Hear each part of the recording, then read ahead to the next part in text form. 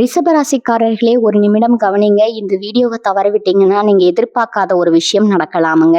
நீங்க இதை சும்மா ஒரு வீடியோன்னு நினைச்சு பார்க்காதீங்க. இது உங்க வாழ்க்கைக்கு வந்திருக்கும் ஒரு அறிவிப்புங்க. சமீப காலமா உங்க மனசுல ஒரு அழுத்தம், காரணம் தெரியாம ஒரு பயம், இரவு தூங்கும் போது கூட ஏதோ சரியில்லைன்னு ஒரு ஃபீலிங். இது எல்லாம் ஏன் தெரியுமா? உங்க வாழ்க்கையில ஒரு பெரிய மாற்றம் வரப்போகுதுங்க. ஆனா அதுக்கு முன்னாடி ஒரு சின்ன எச்சரிக்கையை கடவுள் தராருங்க. நீங்க இதை கவனிக்காம விட்டீங்கன்னா ஒரு வாய்ப்பு கைவிடப்படலாமுங்க, அல்லது ஒரு உறவு, ஒரு பண விஷயம் உங்க கையில இருந்தே நழுவி போகலாமுங்க. ஆனா பயப்படாதீங்க, இதுக்கு ஒரு வழி இருக்குதுங்க. இன்னும் நேரம் இருக்குதுங்க. இப்போ உங்க மனசுல இருக்கிற அந்த பெரிய கவலையை நினைச்சுக்கிட்டு கடவுள் எனக்கு துணைன்னு கமெண்ட்ல எழுதுங்க. அந்த ஒரு நம்பிக்கை உங்க பாதையை மாற வைக்குமுங்க. இன்னும் நீங்க நம்ம சேனலை சப்ஸ்கிரைப் பண்ணலைன்னா இப்பவே பண்ணிடுங்க. ஏன்னா இந்த மாதிரி எச்சரிக்கைகள் எல்லாம் எல்லாருக்கும் கிடைக்காதுங்க. வாங்க உங்க வாழ்க்கையை மாற்றக்கூடிய அந்த ரகசியத்தை இப்பவே தெரிஞ்சுக்கலாமுங்க. வணக்கம் நண்பர்களே, உங்கள் ராசி ரிஷபமா. உங்களுக்கு எப்போதாவது ஒரு விஷயம் தோன்றி இருக்கிறதா? நாம் ஏன் இந்த குறிப்பிட்ட குணாதிசயங்களோடு பிறந்திருக்கிறோம்? ஏன் சிலருக்கு மட்டும் அதிகப்படியான ராஜயோகமும் சிலருக்கு அதிகப்படியான போராட்டங்களும் இருக்குது? நீங்க கடந்த பிறவியில ஒரு மாபெரும் ராஜாவாக இருந்திருக்கீங்களா, அல்லது வெற்றிகளை குவிக்கும் தளபதியா இருந்திருக்கீங்களா? உங்கள் இன்றைய வாழ்க்கையின் கஷ்டங்களுக்கு பின்னால இருக்கும் கர்ம வினை என்ன? வாருங்க விரிவாக பார்ப்போம்ங்க. ரிஷபராசினாலே அது ஒரு ஆழமான கடல் போன்றதுங்க. பொதுவா ஒரு மனிதனின் குணம் என்பது அவன் வளர்க்கப்படும் சூழலை பொறுத்துன்னு சொல்லுவாங்கங்க. ஆனா ஜோதிட சாஸ்திரத்தின்படி, குறிப்பா சித்தர்களின் வாக்குப்படி, ரிஷபராசியில பிறந்தவர்களுக்கு இந்த குணங்கள் என்பது அவர்கள் பிறக்கும் போதே அவர்களின் ஆத்மாவோடு இணைந்து வருபவைங்க. ரிஷபராசி என்பது காலபுருஷனின் 2வது ராசிங்க. இந்த 2வது ராசி என்பது ஒரு மனிதனின் முகம், வாக்கு மற்றும் தனம், அதாவது செல்வத்தை குறிக்கக்கூடிய இடமுங்க. அதனாலதான் ரிஷபராசிக்காரர்களுக்கு இயல்பாகவே ஒரு அழகான முக அமைப்பும் மற்றவர்களை கவரும் விதமான வசீகரமான பேச்சு திறனும் அமைந்திருக்குமுங்க. ரிஷபராசியின் சின்னம் காளை. இந்த காளையை உற்றி நோக்குனா உங்களுக்கு ஒரு விஷயம் புரியுமுங்க. காளை என்பது அமைதியின் உருவமுங்க. ஆனா அதே சமயம் அது கட்டுக்கடங்காத வலிமையின் அடையாளமுங்க.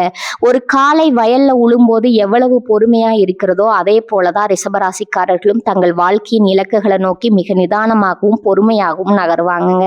ஆனா அதே காளையை யாராவது வம்புக்கோ அல்லது கோபத்திற்கோ தூண்டினா அதன் வேகம் எப்படி யாராலும் தடுக்க முடியாததாக இருக்குமோ, அதே போல ரிஷபராசிக்காரர்கள் ஒரு முறை கோபம் கொண்டா அவர்களது சமாதானப்படுத்துவது என்பது எவராலும் முடியாத காரியம்ங்க.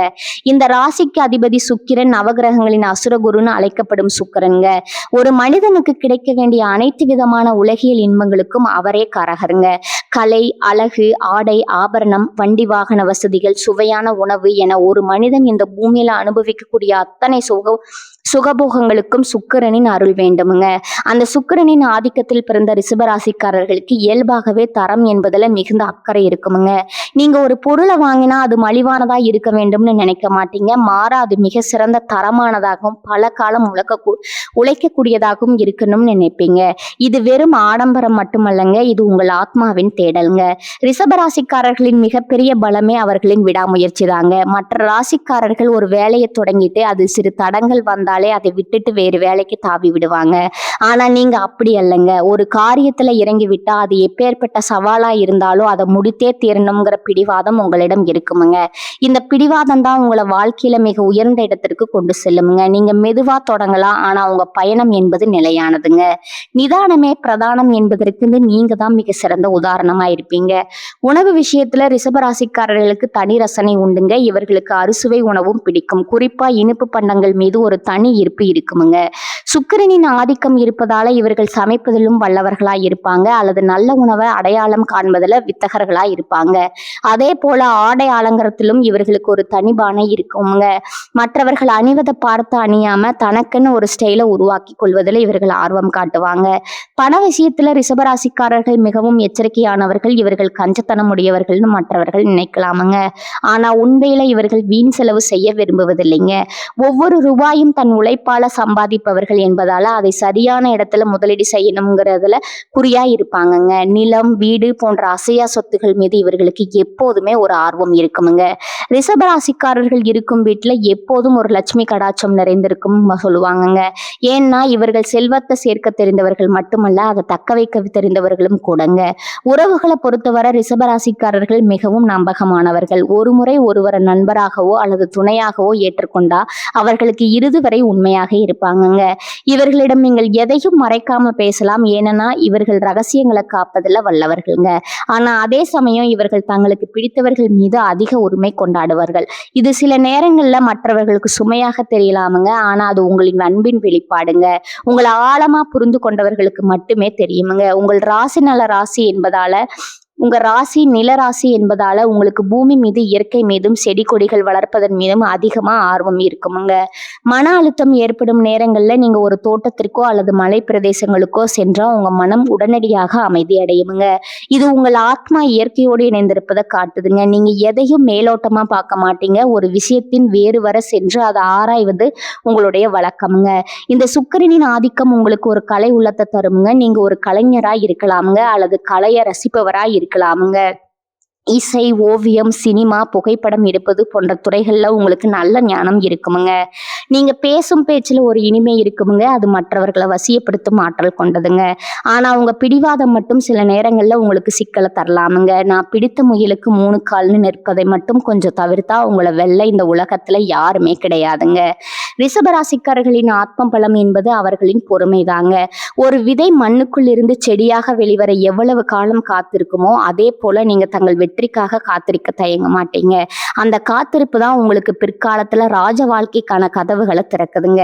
நீங்க முற்பிறவியில அனுபவித்த அந்த வசதியான வாழ்க்கையின் வாசனையோ இந்த பிறவியிலும் உங்களை ஆடம்பரமான மற்றும் வசதியான விஷயங்களை நோக்கி ஈர்க்குதுங்க. இது உங்கள் ஆத்மாவின் ஒரு தொடர்ச்சி. உங்கள் கடந்த காலத்தின் நிழல் உங்கள் நிகழ்காலத்துல அழகா தெரியுதுங்க. இந்த ராசிக்காரர்களுக்கு குடும்பத்தின் மீது அளவற்ற பாசம் இருக்குமுங்க. தன் மனைவி, பிள்ளைகள், பெற்றோர் என அனைவரும் வசதியா வாழணுங்கிற என்பதற்காகவே இவர்கள் ஓயாம உழைப்பாங்க. இவர்களின் உழைப்பு என்பது சுயநலமானது அல்லங்க. அது ஒரு ஆலமரத்தை போன்றதுதாங்க. தான் வளர்ந்து தன்னை சார்ந்தவர்களுக்கு நிழல் தர வேண்டும் என்பது இவர்களின் ஒரே நோக்கமா இருக்குமுங்க.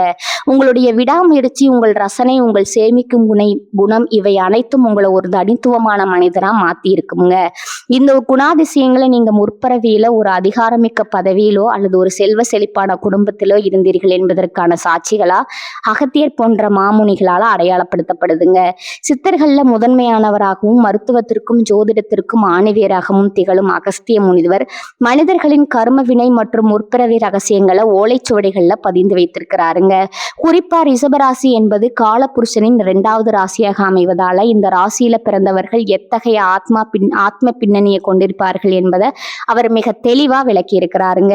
முற்பிறவி என்பது ஏதோ ஒரு கதை அல்லங்க. அது நாம் செய்த வினைகளின் தொகுப்புங்க. அந்த வினைகளே இந்த பிறவியில நம்முடைய குணங்களாகவும் உருமாறுதுங்க. ரிஷபராசிக்காரர்களின் ஆள் மனதில் இருக்கும் அந்த அதிகார தோரணையும் நிர்வாகத்திறனும் எங்கிருந்து வந்ததுங்கிறத நீங்க சிந்தித்து பார்த்தா அது உங்களின் முற்பிறவியின் மிச்சம் என்பது புரிய வருமுங்க. அகஸ்தியர் வாக்குப்படி ஒரு ரிஷபராசிக்காரர் இந்த பிறவியில இயல்பாகவே தலைமை பண்புடன் இருந்தா, அதாவது ஒரு கூட்டத்துல இருந்தாலும் தாம் முன்னின்று வழிநடத்த வேண்டும்ங்கிற எண்ணம் அவருக்குள்ள மேலோங்கி இருந்தா, அவர் முற்பிறவியில ஒரு நாட்டை ஆண்ட மன்னனாகவோ அல்லது பெரும் நிலப்பரப்பை நிர்வகித்த குறுநில மன்னனாகவோ இருந்திருக்க வாய்ப்பு ரொம்பவும் அதிகமுங்க. ஒரு அரசன் என்பவன் எப்போதும் எதற்கும் அஞ்சாதவனா இருப்பானுங்க. அதே போல ரிஷபராசியில் பிறந்த நீங்க நியாயத்திற்காக போராடுவதிலும் அநீதியை கண்டா சினம் கொள்வதிலும் ஒரு ராஜதந்திரத்தோடு செயல்படுவீங்க. உங்களுக்கு பிறர் கீழே வேலை செய்வது என்பது ஆரம்பத்துல கொஞ்சம் கடினமா தோன்றுமுங்க. எப்படியாவது சொந்தமா ஒரு தொழில் தொடங்கணும் அல்லது ஒரு உயரிய அதிகார பதவியில் அமர வேண்டும் என்ற தாகம் உங்களுக்குள்ள எப்போதும் கண்ணென்று கொண்டே இருக்குமுங்க. இது ஒரு சாதாரண ஆசை இல்லைங்க. இது உங்கள் ஆத்மா கடந்த பிறவிகள்ல அனுபவித்த அந்த சிம்மாசனத்தின் ஈர்ப்புங்க. மன்னனா இருந்த ஒருவனுக்கு கலைகள் மீதும் ஆடம்பரத்தின் மீதும் ஒரு இயல்பான ஈர்ப்பு எப்போதுமே இருக்குமுங்க. அதனாலதான் ரிஷபராசிக்காரர்கள் இந்த பிறவியிலும் தரம் குறைந்த பொருட்களை விரும்புவதில்லைங்க. விலை உயர்ந்த வாசனை திரவியங்கள், நேர்த்தியான உடைகள், கம்பீரமான வாகனங்கள்னு உங்கள் ரசனை எப்போதும் உயர்தரமாகவே இருக்குமுங்க. முற்பிறவியில ஒரு மன்னனா நீங்க செய்ததான தர்மங்கள், தான தர்மங்கள் இந்த பிறவியில உங்களுக்கு புகழையும் செல்வத்தையும் தேடி தருமுங்க. ஆனா அதே சமயம் முற்பிறவியில அதிகார திமிரால யாரையாவது துன்புறுத்தி இருந்தா அந்த கர்மவினை இந்த பிறவியில திடீர் தடைகளாகவும் எதிரிகளாகவும் உங்க முன்னே வந்து நிற்குமுங்க. இந்த தடைகளை உடைக்கும் ஆற்றலையும் அந்த அகஸ்தியர் பெருமான் தனது ஞானத்தின் மூலம் உங்களுக்கு வழங்கி இருக்கிறாருங்க. அடுத்ததா ரிஷபராசிக்காரர்களிடம் காணப்படும் மற்றொரு முக்கியமான அம்சம் அவர்களின் வீரம் மற்றும் கட்டுக்கோப்பான உடல் அமைப்புங்க. உங்களுக்கு சிறுவயது முதலே விளையாட்டுகள் மீதோ அல்லது தற்காப்பு கலைகள் மீதோ ஆர்வம் அதிகமாயிருந்தா அல்லது நீங்க ஒரு விஷயத்தை அடைய வேண்டும்னு முடிவு செய்துட்டா அதுல காட்டும் வேகம் மற்றும் விவேகம் ஒரு போர்க்கள வீரனை போல இருந்தா நீங்க முற்பிறவியில ஒரு மாபெரும் தளபதியா இருந்திருப்பீங்க என்பது உறுதிங்க. ஒரு தளபதி என்பவன் போர் தந்திரங்கள்ல வல்லவன் மட்டுமல்ல, தன் கீழே இருக்கும் வீரர்களை ஒருமுகப்படுத்தி வெற்றியை நோக்கி அழைத்து செல்பவனுங்க. இந்த பண்பு ரிஷபராசிக்காரர்களுக்கு ரத்தத்திலேயே ஊறி இருக்குமுங்க. தளபதியா இருந்த ஒரு ஆத்மாவுக்கு ஒழுக்கம் என்பது மிகவும் முக்கியமுங்க. நீங்க மற்றவர்களிடம் எதிர்பார்ப்பதும் அதே ஒழுக்கத்தை தாங்க.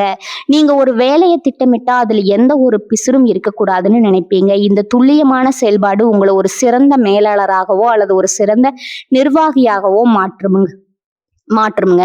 தளபதிகளுக்கு உரிய அந்த பிடிவாத குணம் உங்களிடம் அதிகமாகவே இருக்குமுங்க. ஒரு இலக்க நோக்கி நகர தொடங்கினா வழியில எத்தனை முட்கள் இருந்தாலும் அதை மிதித்து கொண்டு முன்னேறுவீங்க. உங்க உடம்புல இருக்கும் தழும்புகளோ அல்லது அடிக்கடி ஏற்படும் காயங்களோ கூட முற்பிறவியின் அந்த வீர போராட்டங்களின் அடையாளங்களா இருக்கலாம்னு சித்தர்கள் குறிப்பிடுகிறாங்க. தளபதியா இருந்த காரணத்தால உங்களுக்கு ஆயுதங்கள் மீதோ அல்லது நவீன எந்திரங்கள் மீதோ ஒரு ஈர்ப்பு இருக்கலாமுங்க. முற்பிறவியில நீங்க காட்டிய அந்த விசுவாசம் தான் இந்த பிறவியில உங்க குடும்பத்திற்கும் நண்பர்களுக்கும் நீங்கள் காட்டும் அந்த மாறாத அன்புங்க. உங்களை நம்பி வந்தவர்களை எக்காரணத்தை கொண்டும் நீங்க கைவிட மாட்டீங்க. அதே போல உங்களுக்கு துரோகம் இழைப்பவர்களை நீங்க ஒருபோதும் மன்னிக்க மாட்டீங்க. இது ஒரு வீரனுக்கே உரிய குணம். மன்னனா இருந்தாலும் சரி, தளபதியா இருந்தாலும் சரி, ரிஷபராசிக்காரர்களின் முற்பிறவி என்பது ஏதோ ஒரு வகையில அதிகாரத்தோடும் பொறுப்போடும் பிணைக்கப்பட்டிருந்ததுங்க.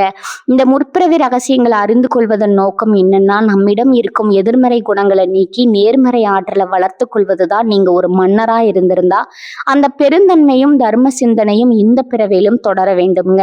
நீங்க ஒரு தளபதியா இருந்திருந்தா அந்த வீரத்தையும் ஒழுக்கத்தையும் கொண்டு உலகிற்கு நன்மை செய்ய வேண்டும்ங்க. அகஸ்தியர் சொல்லும் இந்த உண்மைகள் உங்கள் வாழ்க்கை பாதையை இன்னும் தெளிவா மாற்ற உதவுங்க. உங்க ஆழ்மனதுல புதைந்து கிடக்கும் அந்த ராஜ கம்பீரத்தை உணருங்க. அதுவே உங்க வெற்றிக்கான சாவிங்க. வாழ்க்கை என்பது எப்போதும் பூப்பாதையா இருக்க போவதில்லைங்க. குறிப்பா ரிஷபராசிக்காரர்களுக்கு ஒரு காலகட்டத்துல எல்லாம் நன்றா நடப்பது போல இருக்குங்க. ஆனா திடீர்னு எதிர்பாராத தடைகள், பண கஷ்டம் அல்லது உறவுகளுக்குள்ள மனக்கசப்புகள் வந்து சேருமுங்க.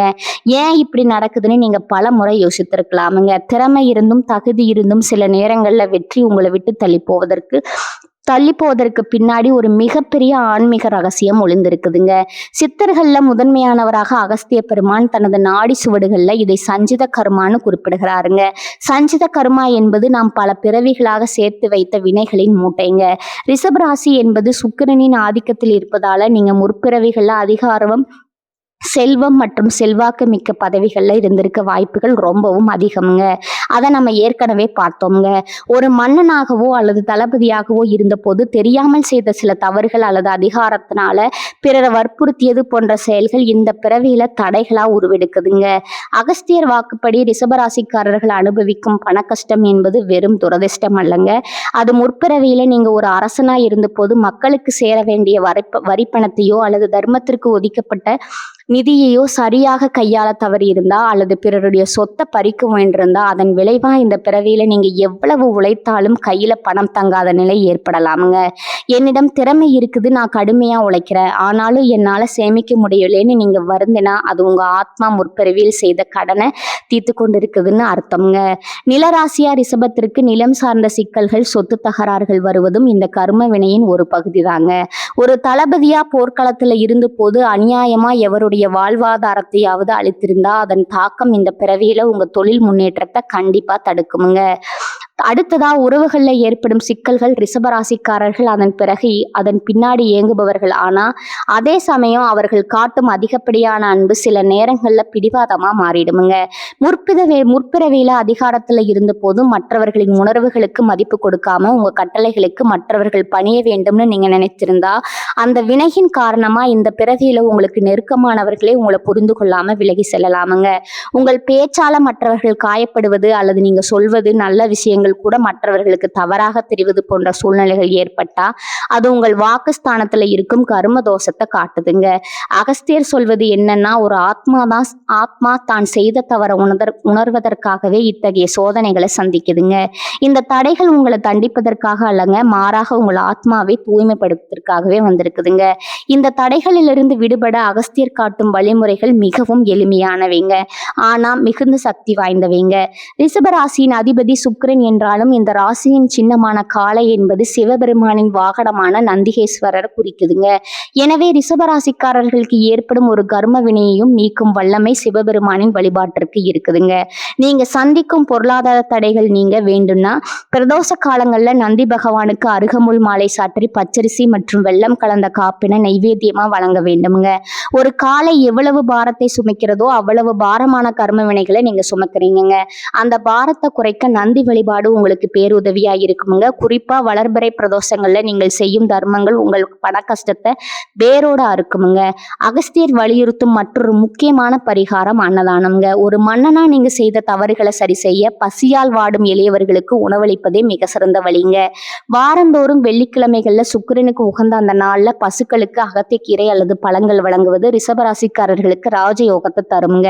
பசு என்பது மகாலட்சுமியின் அம்சம் மட்டுமல்ல, அது சுக்கிரனின் காரகத்துவத்தையும் கொண்டதுங்க. நீங்க ஒரு பசுவிற்கு உணவளிக்கும் போது உங்கள் குடும்பத்தில் இருக்கும் தரித்திரம் நீங்கி சுபிட்சம் உண்டாகுங்க. அதே போல உங்க குலதெய்வ வழிபாட்டை ஒருபோதும் கைவிடாதீங்க. வருடத்திற்கு ஒரு முறையாவது உங்க குலதெய்வ கோயிலுக்கு சென்று அங்க வரும் பக்தர்களுக்கு உங்களால் முடிந்த உதவிகளை செய்யுங்க. இது உங்கள் முன்னோர்களின் ஆசையை பெற்று தருமுங்க. அதன் மூலம் உங்கள் வம்சாவளியாக வரும் கர்ம வினைகள் அகலுமுங்க. மேலும் ரிஷபராசிக்காரர்கள் தங்கள் பேச்சில நிதானத்தை கடைபிடிக்கணுமுங்க. அதிகார தோரணையை தவிர்த்து பணிவோடு பிறர் அணுகும் போது உங்கள் பாதி பிரச்சனைகள் தானாகவே தீர்ந்துடுங்க. சித்தர்கள் சொல்வது போல அன்பே சிவம். நீங்கள் பிறரிடம் காட்டும் அன்புதான் உங்களுக்கு பாதுகாப்பு கவசம்ங்க. அதிகாரத்துல இருந்த போது செய்த தவறுகளுக்கு பிராய்ச்சித்தமா இந்த பிறவியில ஆதரவற்றோருக்கும் முதியோருக்கும் தொண்டு செய்யுங்க. நீங்க யாருக்காவது ஒரு வேளை உணவோ அல்லது ஒரு சிறு உதவியோ செய்யும் போது உங்க கர்ம வினையின் ஒரு பகுதி எரிக்கப்படுதுங்க. அகஸ்தியர் அருளிய இந்த ரகசியங்களை மனதில் கொண்டு நீங்க ஆன்மீக பாதையில பயணித்தா இப்போது நீங்க அனுபவிக்கும் தடைகள் யாவும் பனி போல விலகுமுங்க. உங்க வாழ்வில் வசந்தம் வீசுமுங்க. நீங்க இழந்த அந்த ராஜ வாழ்க்கையை மீண்டும் இந்த பிறவியிலே கர்வத்தோடு வாழ்வீங்க. இது அகஸ்திய முனிவரின் சத்திய வாக்குங்க. ரிஷபராசிக்காரர்களே, உங்கள் முற்பிறவி எதுவாக இருந்தாலும் இந்த பிறவியில நீங்க செய்யும் நற்செயல்களே உங்கள் எதிர்காலத்தை தீர்மானிக்குமுங்க. நீங்க ராஜாவா அல்லது தளபதியா உங்க வாழ்க்கையில நடக்கும் எந்த சம்பவம் நீங்க ஒரு ராஜான்னு நினைக்க வைக்கிறது, அதை மறக்காம கமெண்ட்ல சொல்லுங்க. இந்த வீடியோ உங்களுக்கு பிடித்திருந்தா லைக் பண்ணுங்க. உங்க ரிஷபராசி நண்பர்களுக்கும் ஷேர் பண்ணுங்க. ரிஷபராசிக்காரர்களே, இந்த வீடியோவை இவ்வளவு நேரம் முழுசா பார்த்ததுக்கு ஒரு அர்த்தம் இருக்குதுங்க. நீங்க வாழ்க்கையை சும்மா வாழ்ந்துட்டு போறவங்க இல்ல, ஒரு இலக்கை கொண்டு வாழ்க்கையை வாழ்றவங்க. சில நேரம் வாழ்க்கை உங்களை சோதிச்சிருக்கலாமுங்க. சில விஷயங்கள் நம்ம கையில இருந்தும் நழுவி போயிருக்கலாமுங்க. அதனால நீங்க மனசு உடைஞ்சு போன நேரங்களும் இருக்குமுங்க. ஆனா ஒரு விஷயம் மறக்காதீங்க, அந்த ஒவ்வொரு அனுபவமும் உங்களை சரி உருவாக்கி இருக்குதுங்க. இன்னைக்கு நீங்க இவ்வளவு ஸ்ட்ராங்கா இருக்கீங்கன்னா அதுக்கு அந்த கஷ்டங்கள் தான் காரணம்ங்க. இப்ப நீங்க நிக்கிற இந்த நிலை ஒரு முடிவு இல்லைங்க, அது ஒரு பவர்ஃபுல்லான ஸ்டார்டிங் பாயிண்ட்டுங்க. ஜோதிடம் என்ன சொல்லுது தெரியுமா? உங்க வாழ்க்கை மெதுவா ஒரு நல்ல பாதைக்கு திரும்புதுங்க. நீங்க எதிர்பார்த்த அந்த மாற்றம் அதிக தூரத்துல இல்லைங்க. ஆனா அந்த மாற்றத்தை அனுபவிக்கணும்னா ஒரு விஷயம் மட்டும் தேவைங்க, அதுதான் உங்க நம்பிக்கைங்க. நீங்க உங்களை நம்பணும், உங்க முடிவுகளை நம்பணும், உங்க பாதையை நம்பணுங்க. ஏன்னா நீங்க நம்புற அளவுக்கு தான் வாழ்க்கை உங்களுக்கு திரும்ப கொடுக்கும். இப்ப இருந்து என்ன ஆகும்னு பயப்படுறதை விட்டுட்டு என்னால முடியும்னு நம்ப ஆரம்பிங்க. அந்த ஒரு மாற்றம் உங்க வாழ்க்கையை முழுக்க மாற்றமுங்க. நீங்க தோல்வியை பார்த்தவங்க இல்ல, நீங்க கத்துக்கிட்டவங்க.